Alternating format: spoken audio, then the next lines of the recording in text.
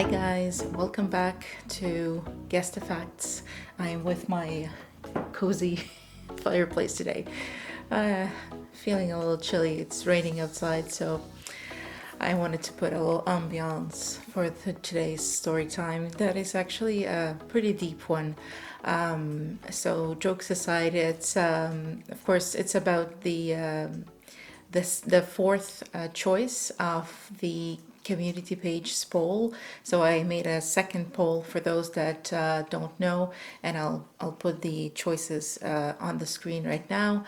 And some of you have voted, and some of you, I'm sure, are anxious about this specific choice. So I don't want to make it too rough for you and to make it for you to wait a few days. I'm going to answer that one for right now.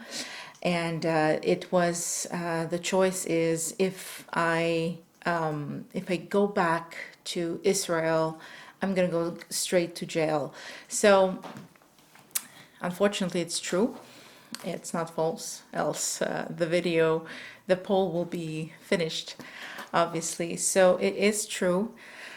I'll put you up the term on the screen, but basically, what happens if you are in Israel? Well, actually, the fact that we got to Israel, we got our citizenship right away. It was a trap, if we want to say that. It was an easy way to get out of Russia, and we went through Israel to escape Russia. And after from Israel, we wanted to go to Canada. But of course, what probably my parents didn't know is, or probably they did know, and they took the risk to bring us from Russia to Israel. And the risk is once you're installed, like they give you, I don't know exactly what, because I was very young, I was 5 years old. They give you probably money, they give you a citizenship, they give you a job, and they place you for you to be comfortably installed. Probably the kids we got, I know I was in school very fast, so most likely they helped out my parents. I didn't ask about it. I don't want to go back in this memory, so I don't want to go and ask them details about that. But we had basically kind of a normal life. Aside, of course, there was the war, but I mean, we had a house, we had everything, even though we just came to Israel. And once this is done, after some time, they will ask you to enroll yourself into the army, especially the men. So I have two brothers, two older brothers. I am the baby of three, and I have 9 years of difference and 12 years of difference between me and my brothers. So I'm very much younger than them. And of course, when we came in Israel, I was 5, and well, of course, 17, and the other one was what, 14, 13, 14, something like that. And once the war started, we were not bothered by that. I mean, I know one of my brothers went to Jerusalem, and he went to a music school. The other brother stayed with us, so we went to schools. And after some time, what I know is that my parents said, we have to go, we have to go, we have to go. And that was after the war. So probably they wanted to enroll my brothers and my father into the army for, I don't know, cleanup or backup or something else, not to go like into the actual fighting of the Gulf War. And of course, my parents didn't want that for us, and they left. So once we do that, once you leave Israel, you're a traitor. So because we're traitors, if I come back, my name will be flagged. And I have even my Israel passport, I have everything still.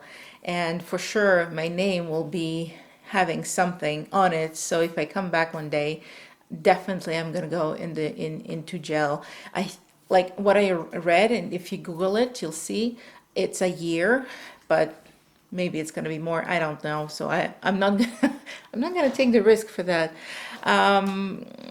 But I'm glad that we were not enrolled because honestly, I was seeing it happening right in front of my eyes. I was seeing the stress people were living in where I was living, in the town I was living at, and the fear we had to have either a bomb or having something. And we had bombs, we had things happening in Haifa where I was living. I mean, I'm still traumatized by two things. It's the sound. The first is the sound of the alarm that were all, they're probably still there. In every building, they were having like an alarm system, a huge bell. I don't know what was it. And whenever it was an alert, like for tornadoes, in this case it was bombs. They were starting this hum. I can't stand the sound. So once a person put that on TikTok, and she was like listening all the alarms from each country, and they had one from Israel, and I heard that, and my skin just crawled, and I was like, oh my God, I was traumatized by it when I was a kid, going in the buildings and walking, and I was looking at that, and I remember I had nightmares because I was afraid it's gonna ring. I was afraid it's gonna yell because it was very loud, very, very loud.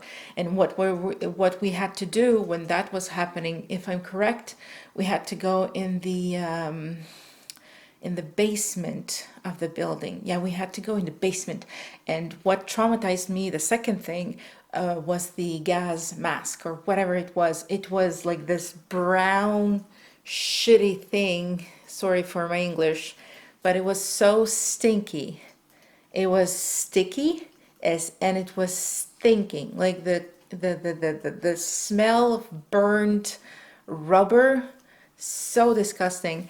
And we had to put that, and you could hear the, and this was all in your ears, and you couldn't breathe well with that anyway. So I was like trying to always take it off, and my parents were like, no, no, no, put it back, put it back.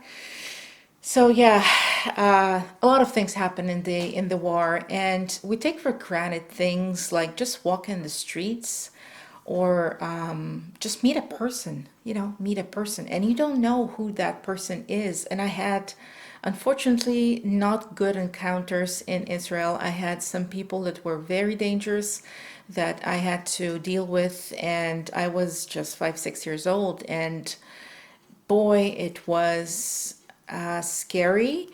But in the same time, today, because I have all of that, because I have you guys, and because I have a way to pass on the message, and I have a way to not only express myself, but easily and freely help people and talk to people throughout this platform. I'm just so grateful because who would think we will have that maybe 15, 20 years ago? Not 15, 20 years ago, I would say more than that, because it was just the beginning of the YouTube, and not many of us thought this would be possible to just have a person online that would have the same story or some kind of story that would inspire us, and we will be here just connecting to each other. So if you really are someone that is looking for support, and you are in need to have someone by your side to talk, I'm this kind of person. So if you need any help, if you need to talk, just comment down below. Of course, subscribe to my channel because I am there for others. I am there. This channel is there for others. It was built in the very beginning for a self support, a self therapy. So that's what I always say, and it's true. But now, once this step is done, if we could say it like that, it's for you. This channel is for you, not only to feel better, not only to help you out in sleeping, but also to help you find your core, your dreams, your passions, because that's what I'm trying to do. I'm trying to trigger this in people, and I'm trying to wake up some of them as well. Some people are just so blind that they have it, they got it, but they don't believe in themselves. Some people are afraid to go and just do the jump, and I want to be the one who's not pushing them out of the cliff. I want to be the one pushing their bicycle and just say, hey, go, go, you can do it. So if you join me, you will not regret it. And if you join my membership, that's going to be even better, because I have always things for my members, and I always have a special treatment, a special VIP treatment for my memberships. So I love you all, guys, and we'll talk on the next one, and we'll find out which one of the three left is false. So take care, guys, and I'll see you in the next one. Bye.